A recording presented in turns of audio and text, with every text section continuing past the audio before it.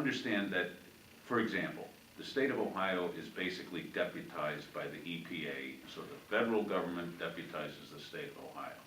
And I would be encouraging to the ODNR with regard to oil and gas exploration and the injection well program to sort of think about how they can deputize local authorities to be an assistant, a helper to the ODNR in the regulation and monitoring of that activity. And that eases the burden on the ODNR.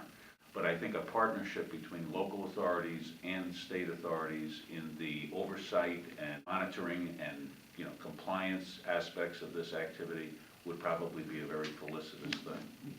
But how? The county commissioners still have to have some local authority. So long as what they're doing on the local level is uniform, so that somebody who's operating in, outside of Steubenville is subject to the same degree and level of regulation, control, oversight as somebody who's involved in this activity in Hamden Township, that makes some measure of sense to me. You're doing what you're authorized to do only, and you're not creating a patchwork of regulation and monitoring and control activities that basically are counterproductive to make highest use of this economic opportunity that we have. But still, there would have to be something done by the legislature to grant common authority. Probably something done by rulemaking that would basically set forth that framework within which the state authorities work with the local authorities. I don't think it's the kind of thing that a legislature, generally speaking, has the level of expertise and detail to put into a statute of some kind.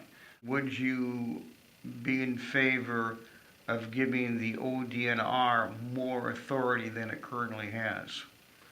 I think the ODNR probably has all the authority they need to allow for the development of this tremendous resource to the benefit of all people in Ohio, but to be sure that it's done safely and properly. One of the things the commissioners have proposed is each driller, when they drill, or each company that puts fluids into an injection well, should put down a deposit fund the county can draw from should some nearby wells become polluted and they need money to correct this situation. It seems an eminently reasonable idea. For purposes of remediating anything, okay, the operators, the people who are doing it, are the ones who ought to be responsible and who ought to bear the financial burden of doing that.